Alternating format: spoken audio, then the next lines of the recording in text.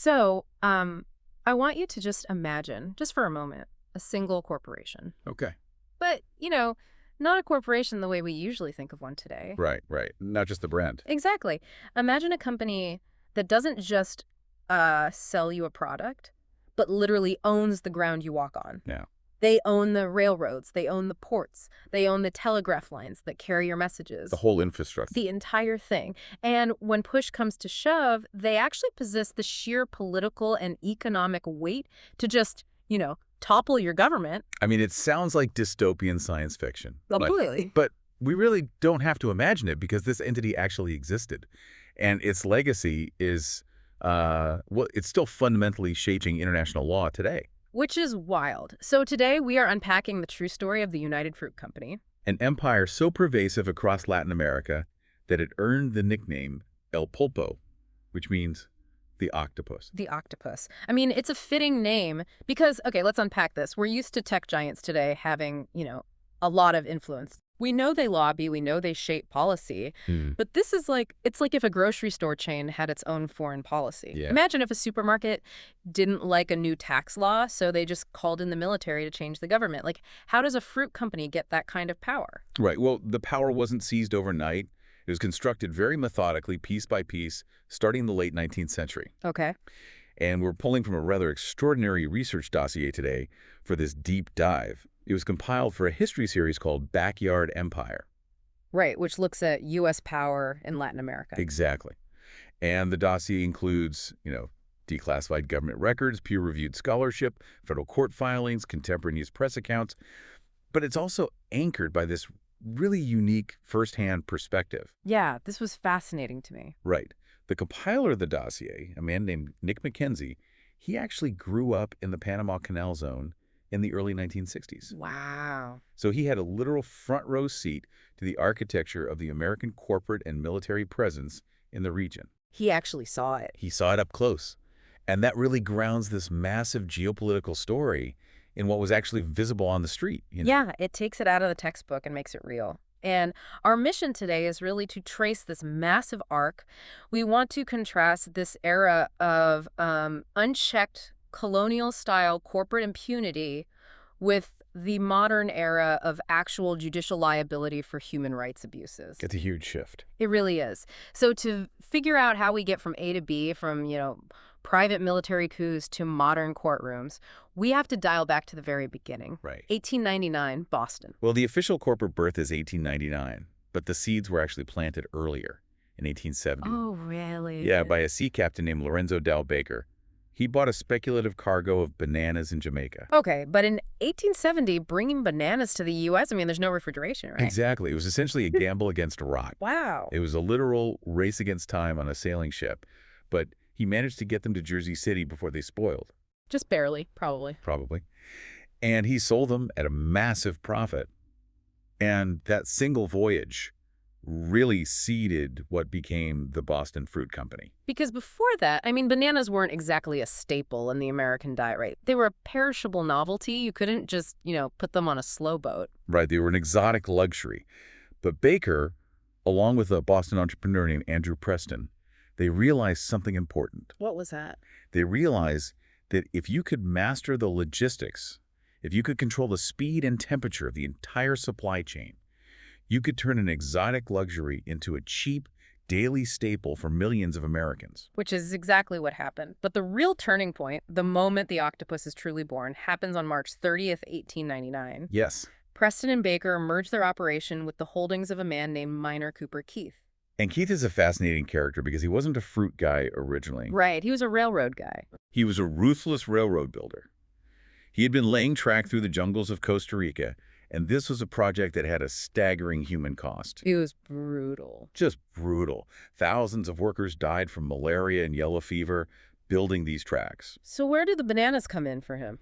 Well, to make those railroads profitable, and actually just to feed his surviving workers, Keith had started planting bananas alongside the tracks. Oh, wow. So the bananas were a side hustle. Initially, yeah. Yeah. But eventually, he ran into massive debt. So the 1899 merger was basically the solution for everyone. They team up. Right. They combined the logistical and marketing prowess of Boston Fruit with the massive Costa Rican railroad and plantation holdings of miner Cooper Keith. And that merger forms the United Fruit Company. Exactly. And that merger creates this behemoth that essentially begins drawing borders and dictating terms across Central America and the Caribbean. It's incredible. It is.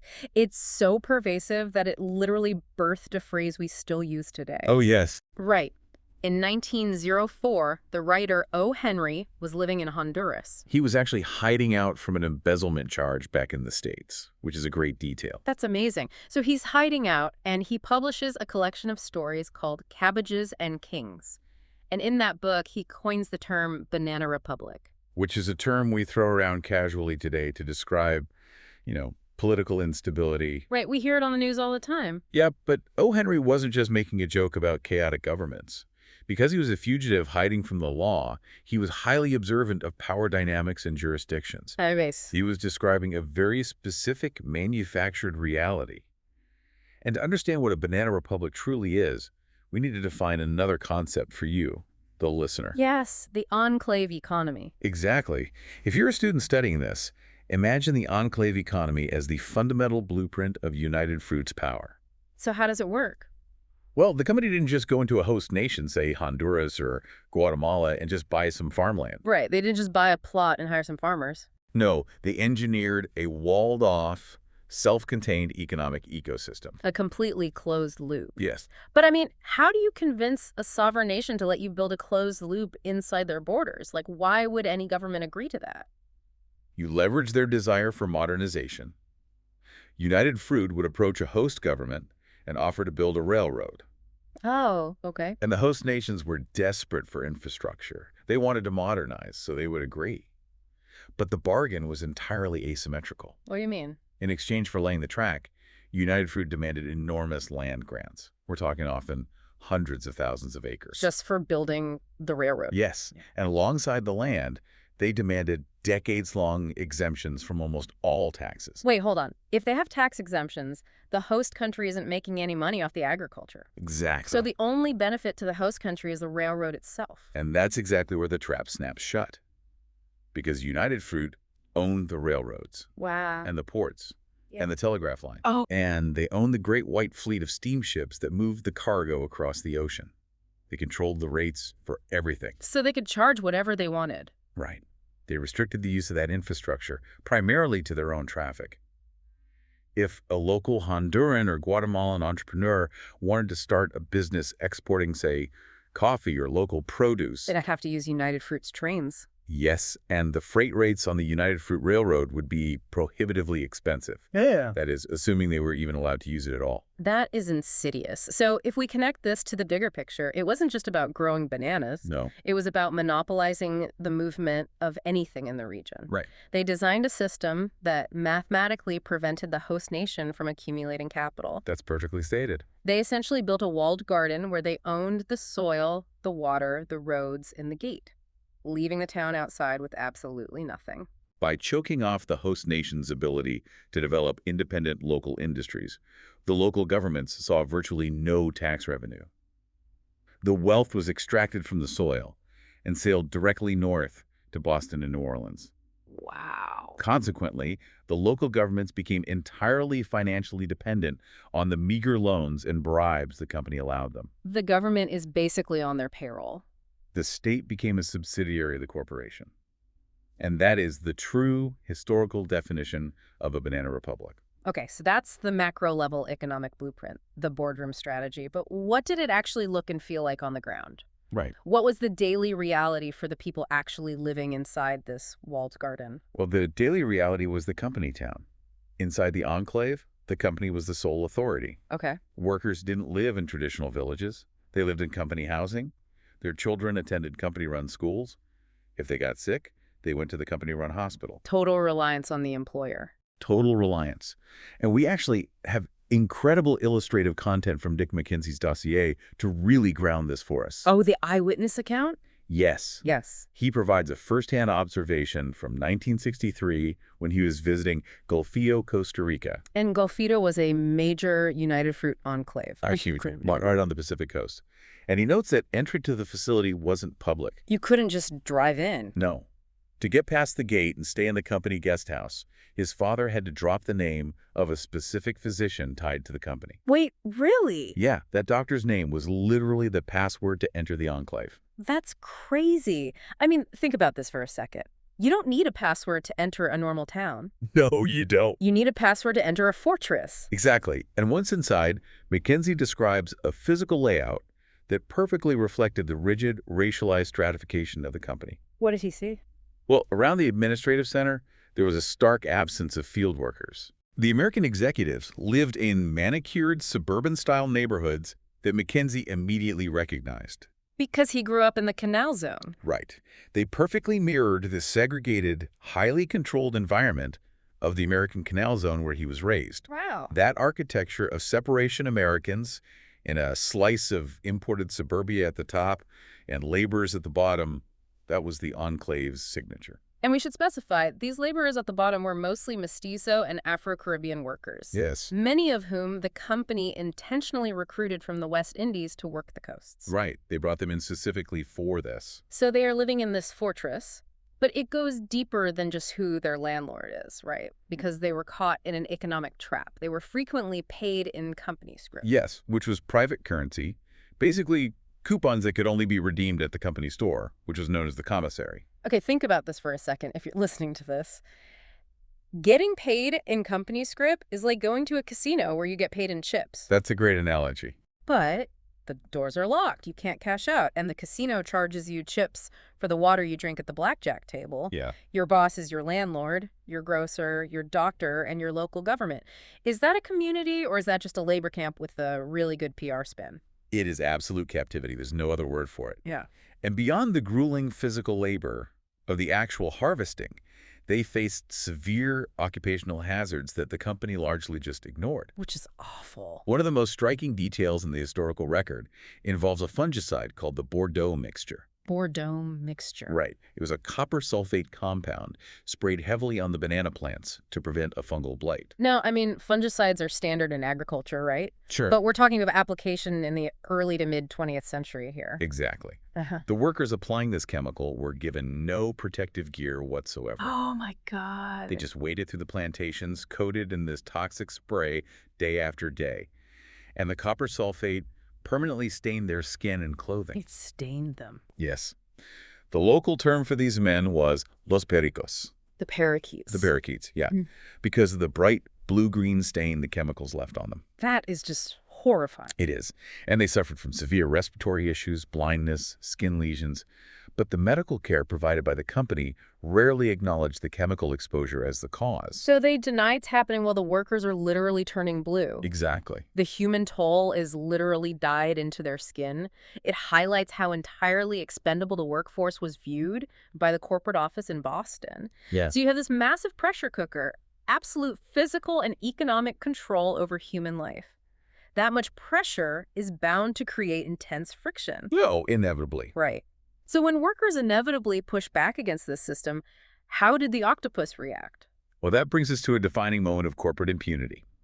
The 1928 Banana Massacre in Colombia. 1928. By late 1928, the workers in the Magdalena Banana Zone, the Zona Bananera, they organized a massive strike against United Fruit. And what's really crucial to understand here is that their demands were not some radical ideological manifesto. Right. They were striking for just the bare minimum of labor rights against the enclave system. Let's run through what they actually wanted, because it's shocking how basic it is. Right. They wanted written contracts, so they actually knew their terms of employment. Yeah. They wanted a 6-day work week instead of 7. Literally just one day off. 1 day off. They wanted sanitary housing, compensation for workplace accidents, and most importantly, an end to the exploitative company scrip and the commissary system. Exactly. They just wanted to be paid in actual national currency, real money. Right.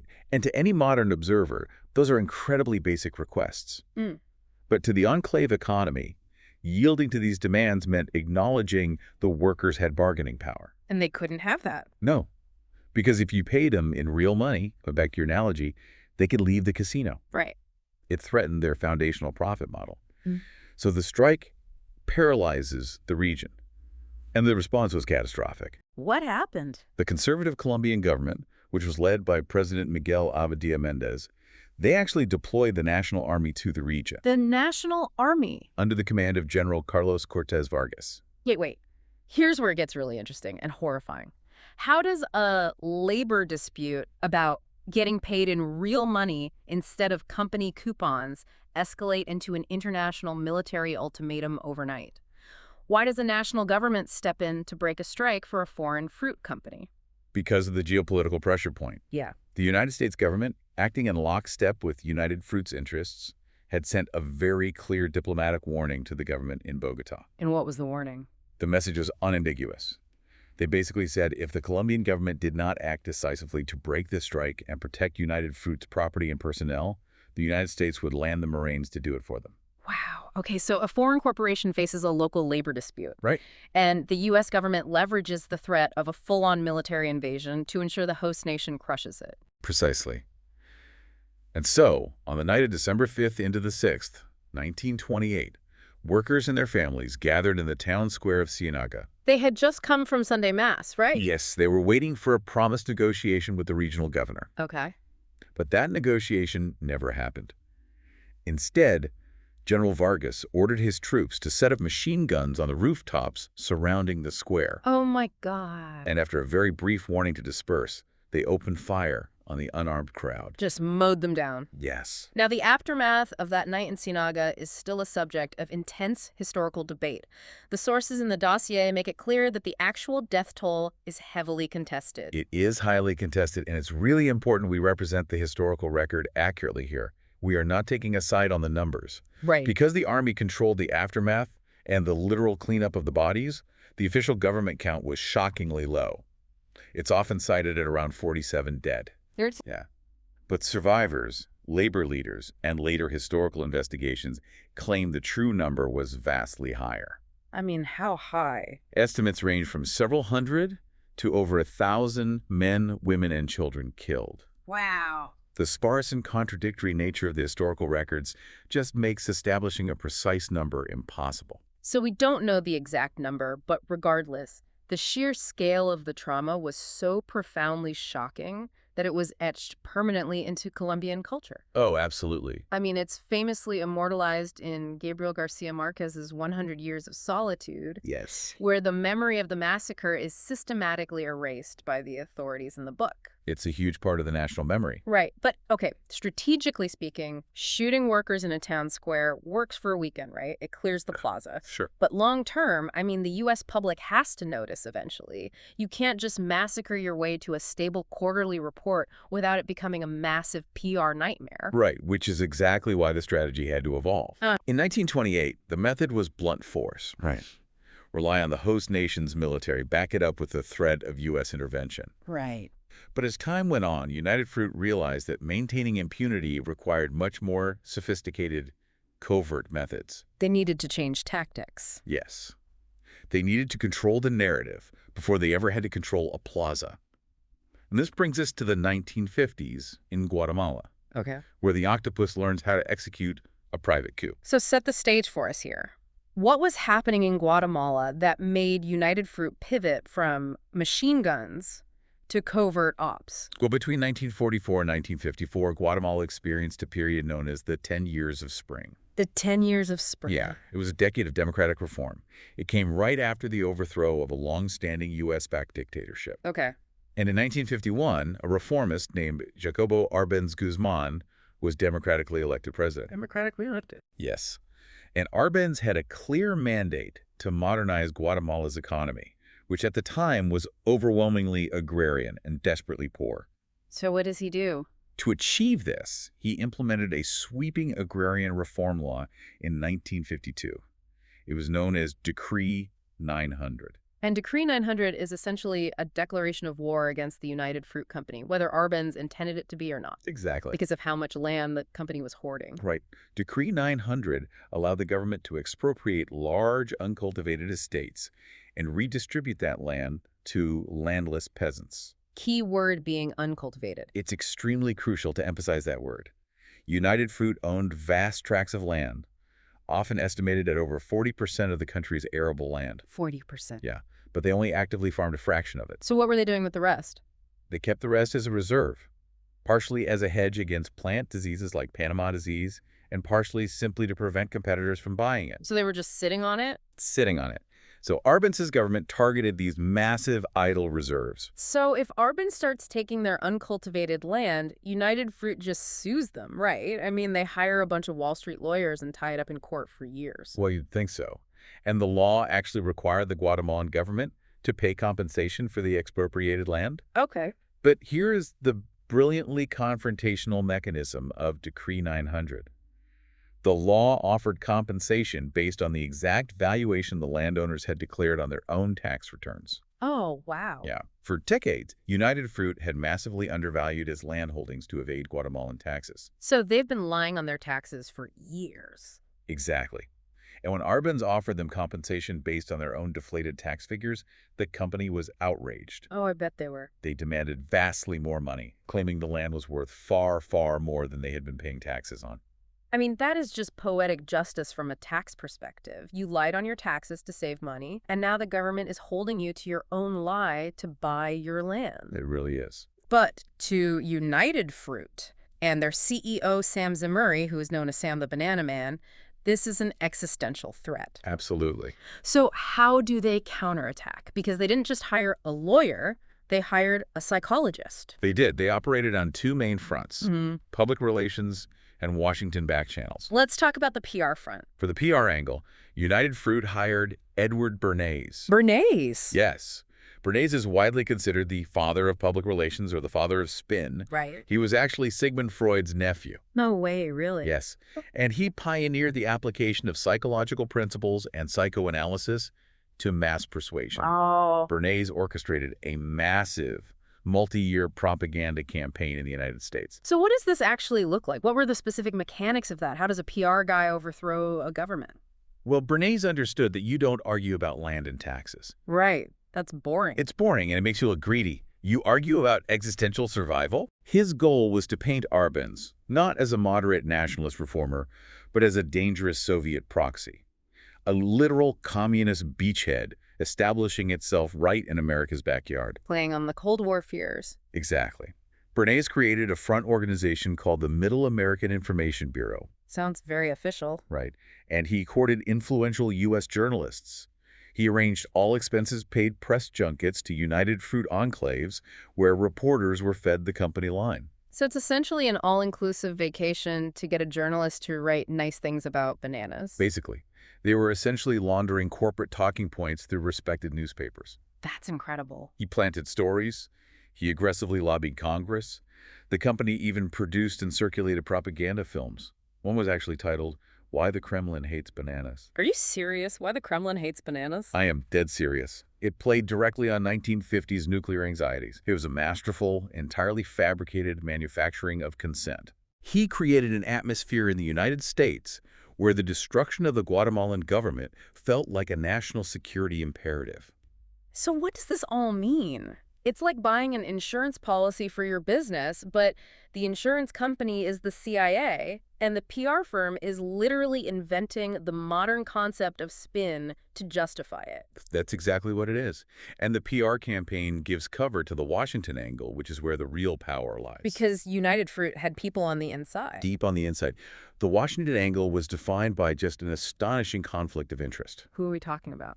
In the Eisenhower administration, the Secretary of State was John Foster Dulles. Okay. And the director of the CIA was his brother, Allen Dulles. The Dulles brothers. The Dulles brothers. Both men had deep, long-standing professional and financial ties to the United Fruit Company. Like what kind of ties? Well, prior to their government roles, they had been partners at Sullivan and Cromwell. The law firm. Yes. The high-powered Wall Street law firm that represented United Fruit. They had owned stock. And Allen Dulles had even served on the company's board of directors. The CIA director was on the board of United Fruit. Yes. So the men directing U.S. foreign policy and covert operations are literally the former lawyers and board members of the corporation that is demanding a military intervention. Yes.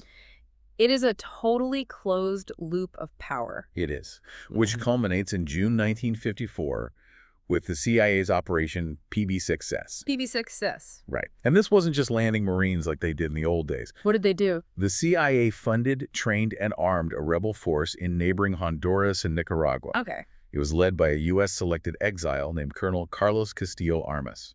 But the real mechanism of the coup was psychological warfare. Like what Bernays was doing. Straight out of the Bernays playbook, yeah. The CIA set up clandestine radio stations to broadcast fake reports of massive rebel victories and troop movements. So they're pretending there's a huge army when there isn't. Exactly. They flew aircraft over the Guatemalan capital. And in some cases, they didn't even drop bombs. What did they drop? They dropped blocks of dynamite. Just for the noise. Just for the noise, to create the massive sound of an air raid, paralyzing the Guatemalan military with the illusion of an overwhelming invasion. That is just psychological torture on a national scale. It was incredibly effective. On June 27, 1954, under immense psychological pressure and genuinely believing a massive U.S. military force was about to wipe out his country, Árbenz resigns. He steps down. Castillo Armas is installed as president. And let me guess, the very first thing he does is reverse Decree 900. You guessed it. He returns all the expropriated land directly back to United Fruit. Just instantly undoes all the reform. Instantly. And the tragic consequence is that Guatemala, having briefly experienced democratic reform, was plunged into a series of brutal military dictatorships. Yeah. And a devastating civil war that would last for decades, resulting in hundreds of thousands of deaths. It's just devastating. It is. And to bring this back to our eyewitness frame, Nick McKenzie's account from 1965 provides a really chilling snapshot of the aftermath. Oh, right. So this is about a decade after the coup. Exactly. He was driving down to Puerto Barrios. Which is the Atlantic banana hub, right? Yes, the primary port for United Fruit's Guatemalan operations.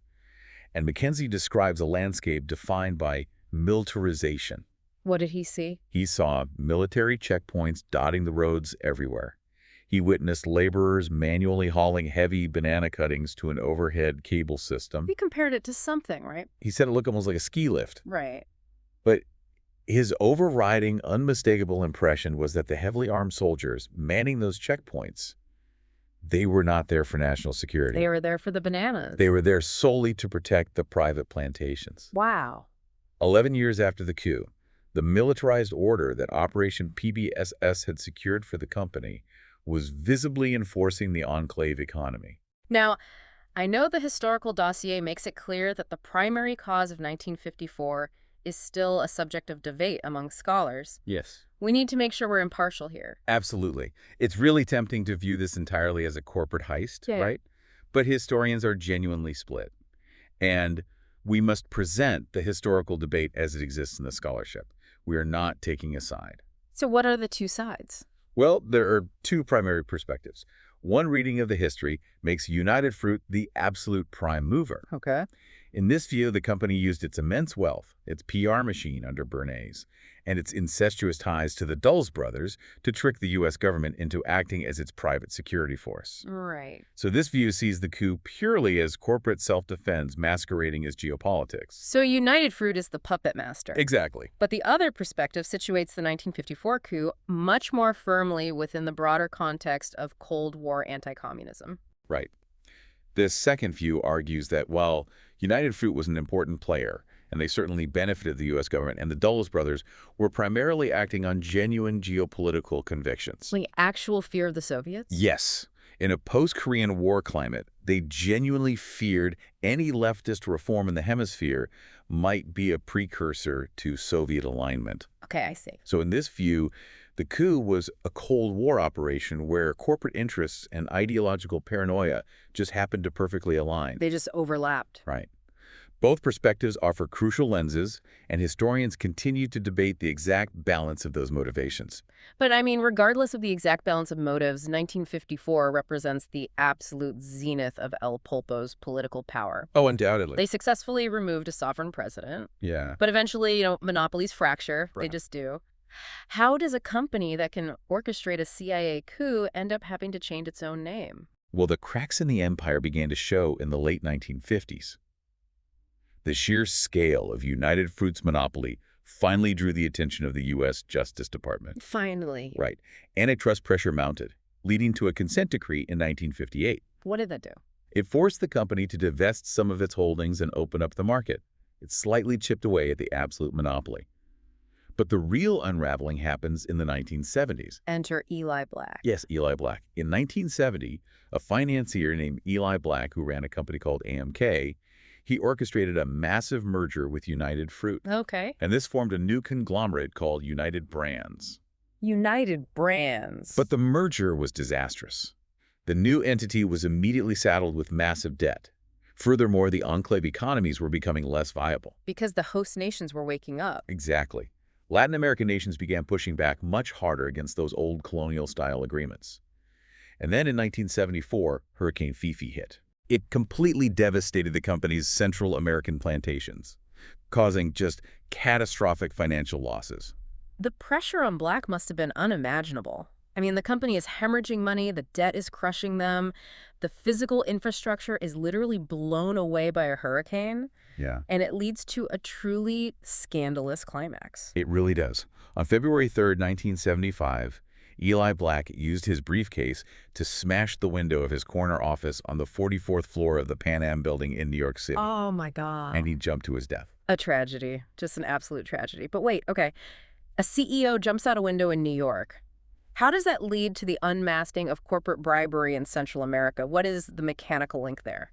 Routine financial audits. Suicides of major corporate executives trigger them automatically. Ah, of course. The Securities and Exchange Commission, the SEC, immediately opened the books of United Brands to see if Black had been embezzling money or hiding catastrophic losses that drove him to take his own life. They didn't find a personal embezzlement scheme. What they found was an anomalous, unclassified $1.25 million transfer to a Swiss bank account. Just floating there. $1.25 million. And that transfer was the thread that unraveled everything. It was. The SEC traced that money and uncovered a massive scandal that the press quickly dubbed Bananagate. Bananagate. You gotta love the 70s. Right. They discovered that United Brands had paid that $1.25 million as a direct bribe to the president of Honduras. The actual president? Yes, General Oswaldo López Arellano. Why? What were they buying? The purpose of the bribe was to secure a reduction in a new export tax on bananas that Honduras and other producing nations had recently implemented. Oh, wow. Okay, so think about this transition. The old methods of control, calling in the Marines in 28, staging a CIA coup in 54, those are officially off the table in the 1970s. Too much scrutiny. Right. So instead, they just straight up buy the president with a briefcase full of cash. It was a desperate attempt to maintain the artificial profitability of the enclave model. But the exposure of Bananagate had massive legal ramifications. I can imagine. It caused profound outrage in the United States. In fact, this specific scandal, the brazen bribery of a foreign head of state by a U.S. corporation, it was a primary catalyst for the U.S. Congress passing the Foreign Corrupt Practices Act in 1977. The FCPA. Yes. That law fundamentally changed international business by making it explicitly illegal for U.S. companies to bribe foreign officials to win or retain business. Which is crazy that it took until 1977 to make that a law. But the damage to the company's brand had to be catastrophic. Oh, beyond repair. Right. Because between the historical baggage of El Pulpo, the associations with the CIA coup, and now Bananagate, the name United was completely toxic. Exactly. To survive, the company basically had to shed its skin. So what did they do? In 1984, under the leadership of a financier named Carl Lindner, United Brands officially changed its name to Chiquita Brands International. Yes. And they heavily leaned into the cheerful, bright, tropical iconography of the Miss Chiquita logo. It is a calculated piece of public relations. I mean, it's wild for you, the listener, to think about. You walk into a grocery store, you see a cheerful blue and yellow sticker on a banana, and you have absolutely no idea it's a corporate mask. Totally. It's designed to make you forget about overthrown governments, bribed presidents, and toxic copper sulfate. It's a masterclass in corporate amnesia. It really was a very successful rebranding strategy for a long time.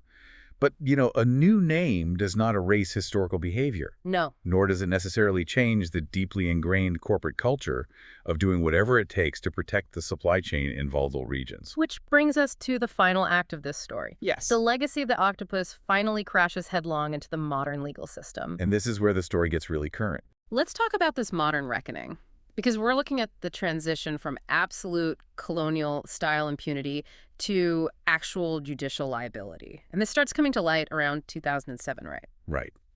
In 2007, Chiquita made a stunning admission in U.S. federal court. Okay. The company pleaded guilty to criminal charges that between 1997 and 2004, they had made regular sustained payments totaling approximately $1.7 million to a right-wing Colombian paramilitary group. And what was the name of the group? They were known as the AUC. Now, we need to be really clear about who the AUC was, because this wasn't like a local security firm guarding a gate. Not at all. The United Self-Defense Forces of Colombia, the AUC, was deeply, deeply involved in the Colombian armed conflict. They were combatants? Yes. They were responsible for massacres, assassinations, and widespread human rights abuses. Horrific stuff. And crucially, in 2001, the United States government officially designated the AUC as a foreign terrorist organization. Okay, stop right there. The U.S. government says they are terrorists. Yes, Yet, Chiquita's payments to them continued for years after that designation. they did. As part of the 2007 Gatti plea, Chiquita agreed to pay a $25 million criminal fine for doing exactly that. Wow. But why? Why were they paying a designated terrorist organization? What was their excuse? Chiquita's defense was extortion. Like extortion? Yes. They argued that they were operating in an incredibly dangerous, violent region of Colombia where the government had very little actual control. Okay. They claimed the AUC demanded these payments as basically protection money, Yeah. and that if the company refused, their own employees would be targeted and killed by the paramilitaries. Because they felt forced. They framed it as an agonizing choice made solely to protect human lives in a lawless zone. But the victims' families, the families of the people actually killed by the AUC, they didn't accept that narrative. No, they didn't. And that brings us to the climax of this entire historical arc, the landmark verdict that just happened. Fast forward to June 10th, 2024. Right. So after the 2007 criminal plea, the families of the victims who were murdered by the AUC in the regions where Chiquita operated, they filed massive civil lawsuits against the company in U.S. courts. Okay. Now, suing a multinational corporation for human rights abuses committed in a foreign country is incredibly difficult. I can imagine the red tape must be insane. There are massive jurisdictional and evidentiary hurdles. This triggered 17 years of incredibly complex, arduous litigation. 17 years. Yeah. And it finally culminated in a federal courtroom in Florida in June 2024. A jury of everyday citizens sitting in Florida had to conceptualize the reality of paramilitary violence in rural Colombia 2 decades prior. Exactly. They heard the evidence, and they returned a historic verdict. But was They found Chiquita civilly liable for financing the AUC, and they awarded $38.3 million in damages to the family members of 8 victims who had been killed by the paramilitaries. $38 million. Now, we should note that Chiquita has stated they plan to appeal this verdict, right? So the legal process is technically ongoing. Yes, it is currently under appeal. But if we zoom out, what does this precedent mean for you and the modern world? It's massive. Right. We are talking about the corporate heir to the United Fruit Company, the entity that leveraged the U.S. Marines to shoot strikers in 28, the entity that helped orchestrate a CIA coup to overthrow a president in 54. Yep. If a giant corporation with that kind of historical power can finally be forced to sit in a Florida courtroom in 2024 and be held liable by a jury for what happened in a Colombian banana zone, does that change the math for every multinational company operating in dangerous areas today? It fundamentally changes the math. If we contrast this 2024 moment with the 1928 Banana Massacre or the 1954 coup, the shift is just profound. Completely different eras. Exactly. We have transitioned from a colonial-style era of absolute corporate impunity, where, mobilizing a host nation's army or the CIA was considered standard operating procedure to protect your profits, Right. to an era of modern transnational judicial liability. This verdict marks the first time in history that a major United States corporation has been held liable by a domestic U.S. jury for human rights abuses committed abroad. The first time. Ever. It destroys the old enclave logic that a company can build a wall around its operations in the developing world and just operate outside the bounds of law.